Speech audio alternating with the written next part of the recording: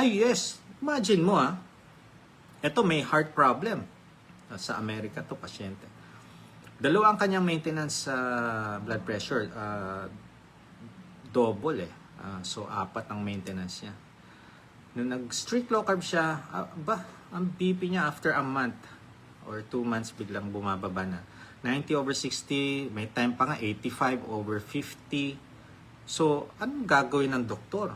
Anong gagawin ko? Kasi nagpa-monitor sa akin Kailangan kong tanggalin ang maintenance. Kahit sinong doktor, pagka ang BP ninyo, sobrang baba na, magbabawas siya.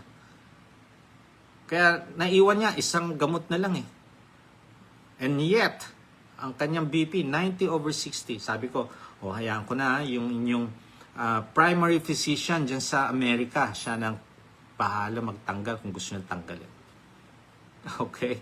Well, nung sinabi nilang tanggalin yung mga ibang meds, affirmed yung kanyang primary physician. Kasi nakita niya yung blood pressure sobrang baba. You cannot maintain medication kung sobrang baba na. Kaya may reason bakit nagtatanggal ng medication ng mga doktor. May reason yan. May reason bakit i-maintain. So bakit nila mini-maintain? Kasi they're thinking that you still eat high carbs, sugary foods, ultra-processed food, hindi mag-i-improve ang inyong blood pressure, ang inyong sugar, hindi mag-i-improve. Kaya, sinasabi nila forever na yan. Okay? But Doc Bry, sasabihin ko sa inyo, yes, you can be free with this medication. Mahal kaya. Ang mahal-mahal na mga gamot natin ngayon. Diba? So kung yung mga ginagastos natin sa mga gamot, gagastusin natin sa totoong pagkain, mas maganda na yon. Marami nga nagre-reklamo. Ang mahal-mahal naman ng mga protein, ang mahal-mahal ng mga karne ngayon. 'Di ba? Mas mura ang mga ultra-processed food. Kaya mga tao, mas gusto nagli-lean on sila sa ultra-processed food. Bakit? Readily available. Tapos easy access. Ang mura pa. Hindi mo nalulutuin. Imagine mo, instant. Lagyan mo lang ng mainit na tubig, ayan na. Wala. Wala nang chop-chop-chop-chop or luto-luto-luto. Well, ang health naman ang mako-compromise.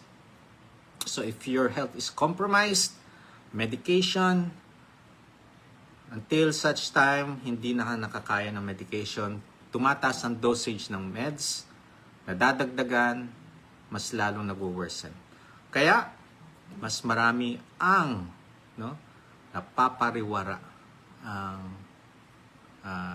health dahil dito. So this is something na kailangan nating baguhin. Choose real foods. Huwag niyo nang isipin yung halimbawa yung nilagay nilang mga butter, mga na takot yung karamihan sa atin, mga fats, takot na takot. Huwag na nating isipin yan. Ang isipin natin, ang kinakain natin, totoong pagkain. Hindi yan processed, ultra-processed, hindi. Mga totoong pagkain. Yun na lang ang isipin natin. Eat real foods, improve your health, do resistance exercise, okay, to increase your metabolism, strengthen your body and your bones, do fasting, autophagy, healing. Siyempre, ang gusto natin, fountain of youth. Mumukhang bata. And hopefully, lahat tayo mag-improve ang health. Well, sama na natin ang pagdasal. Because kung walang support ng ating Panginoon, wala. Okay? Ang importante, you are the pilot of your health destiny. Kayo po ang piloto. So read, learn, sa lahat ng mga hindi nakakaranas pa na mag-low carb, try nyo muna mag-low carb. Bago nyo sabihin, hindi para sa akin to. Try nyo muna. Okay? Kasi mas marami ang nag-i-improve ang health when they did it. Sa umpisa pa nga may mga pasyente ako, ang mga gustong mag-low carb, yung mga asawa, mga anak, gusto nila yung partner nila mag-low carb. Sa umpisa pa lang, papakonsult sa akin, nakasimangot na yung pasyente. Imagine mo, mariringgan, no? Mariringgan nila ako. Out na po ang rice. Out ng bread, biscuit, pasta, noodles. Out! Lumalaki mga mata. Sumisimangot na. Dok, ano lang kakainin ko? Prioritize ito. Ulam. Ito ang kakainin ninyo. Real foods. Okay? After 2 months or 3 months, pagka nag-follow up sa akin, nakangiti. Ewan ko. Nakakatuwa. Nakangiti na sila. Sa umpisa, makarinig na mga paborito nila tatanggalin si mangot. Pagbalik nila for follow-up, nakangiti. Bakit? Ang gaganda ng mga laboratory. And pag nakakita ako ng magagandang laboratory, nagbabawas ako ng gamot. May reason na ako bakit ako nagbabawas or nagtatanggal ng gamot. Mas ngumingiti na sila. Aba, imagine mo gumagastos sila ng 8,000 a month, 20,000 a month. Makakatipid ka. So, ang gagastosin mo na. So, matitira siguro 1,000 a month na lang. From 8,000, 1,000, ba 7,000 yun yung sa 20,000 at ang gagastos nila less than 1,000. From 20, ba 19,000 masisave mo. Ang laki nun, no? Sa panahon ngayon, when you save money para sa health mo, that is an investment. Nag-i-invest po kayo sa health ninyo. Okay? Kung yung iba nga nakakabili ng mga mamahaling mga gamit, no? Aba, mas dapat mag-prioritize kayo ng health. Mag-prioritize kayo para sa health ninyo. At isa pang good thing, bakit mag-focus kayo sa health? Mas may enjoy nyo ang family. Imagine mo, masakit ang balakang, masakit ang tuhod, okay? Malabo paningin, dahil sa mga complication ng diabetes. Okay? Hindi nyo may enjoy ang mga anak ninyo, ang apo ninyo. Hindi nyo may enjoy. Gusto nyo may enjoy sila, you need to be healthy. Imagine mo, tumatakbo mga apo. Ikaw ang bantay, hahabulin mo ba? Yes, hahabulin mo. Paano kung may sumasakit sa katawan mo? Hindi nyo may enjoy ang family. If you want to enjoy your family, be healthy. So, eat real foods. So, tandaan ninyo, ang low carb lifestyle is a tool. Gamitin natin tong tool na to. No? Gamitin natin. Hindi yung tawag dito na sunod-sunod lang. No. Pag nakita ninyo nag-i-improve ang health niyo, definitely you will continue your lifestyle. Kaya, kung gusto nyo pababain mga insulin resistant, pababain ninyo yung sugar, increase your metabolism, do low carb, prioritize protein, healthy fats, eat real foods. Yan ang pinaka-importante. So, sino makikinabang neto sa gagawin natin pag-low carb? Sino makikinabang sa paglabas ng Amerika ng 2026 New Food Pyramid? Sino makikinabang? Lahat ng mga may chronic diseases, lahat, pati generation ng mga bata, mas mag-i-improve. Imagine mo, ang mga bata ngayon, anong pinapakain? Puro ultra-processed food, biscuit, mga matatamis na biscuit. Oh my, pakainin ninyo ng itlog, pakainin ninyo ng protein. Kailangan ng mga bata para sa muscles nila. Okay? So, do this and your health will improve. So, ang ating susundin ngayon is kung anong mag-i-improve sa health ninyo. Well, kayo na po ang maghuhusga niyan. Ano ang mag-i-improve sa health ninyo? Kung gusto nyo is ito yung lifestyle na ito, nag-improve ang health niyo, continue. Hindi ko kayo inaano na mag low carb kung hindi bukal sa kalooban ninyo. Wag. Okay? Walang mangyayari. Magiging ano lang kayo. Yung iba kasi na takot na takot pa sa taba, takot na takot yan, ha? So, ina-advise ko naman sila. Kung ano po yung bukal sa kalooban ninyo, do this. Ngayon, kung nag-improve ang health ninyo, aba, ibig sabihin, tama ang ginagawa ninyo.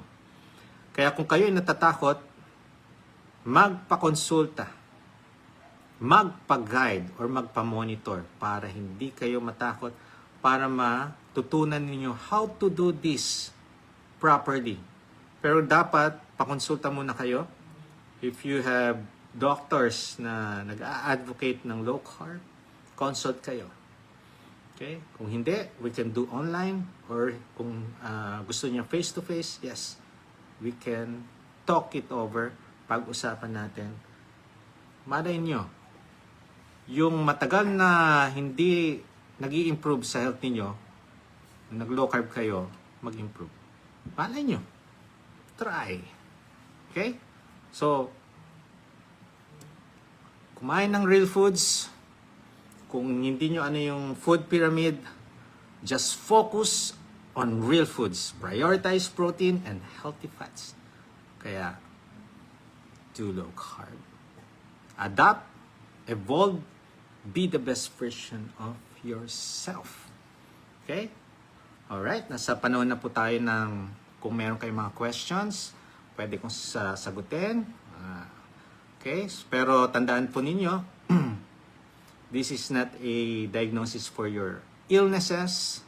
No? It's additional education.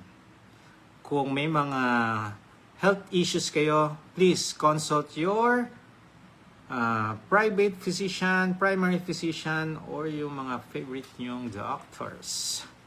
Alright, so ayan. Doc, bakit kaya kakadiagnose ko lang nung November 12 last year? Type 2, kakadiagnose lang, pinag-meds agad ako. Well, as a physician, no, we are trained. Pag may nakitang abnormal sa laboratory, gamot. Gamot. Ako, kausapin ko muna.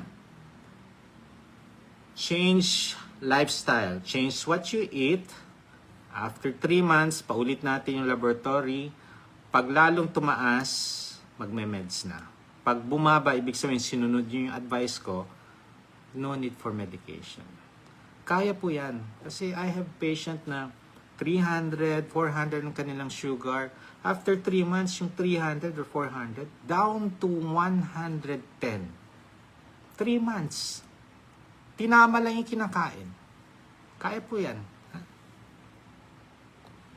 Okay? Ayan.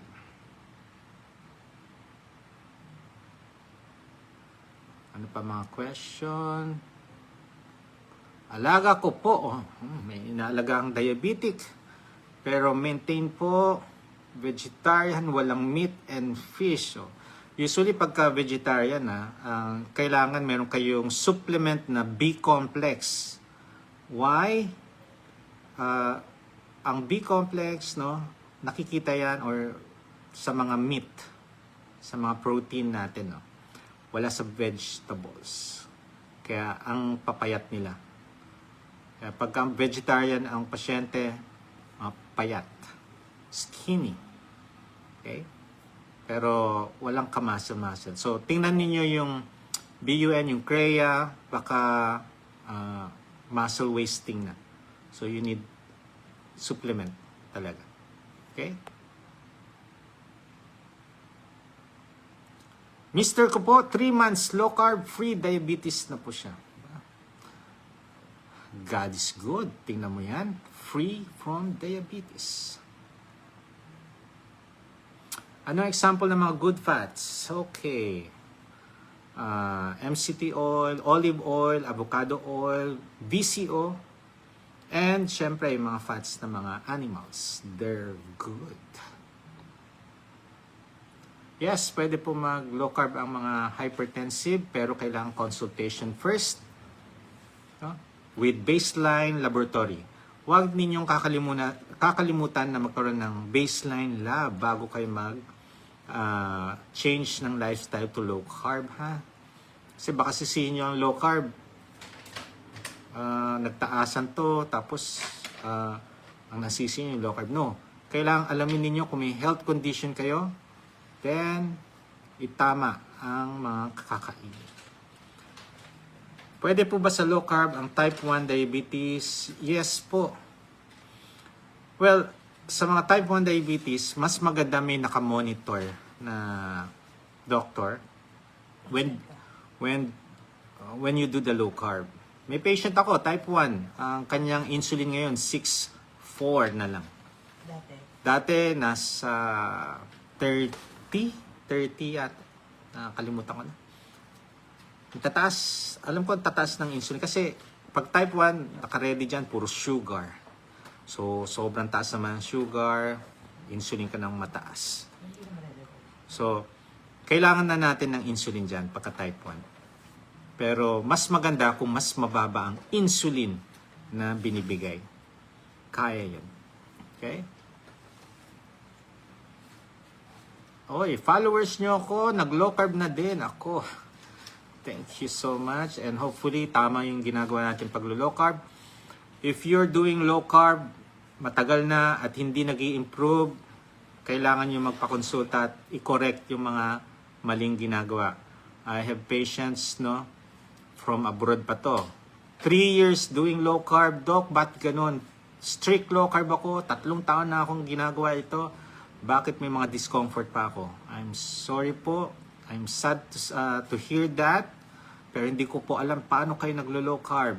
Enroll sa program, alamin ko bakit. Hindi pa pala umiinom ng electrolytes.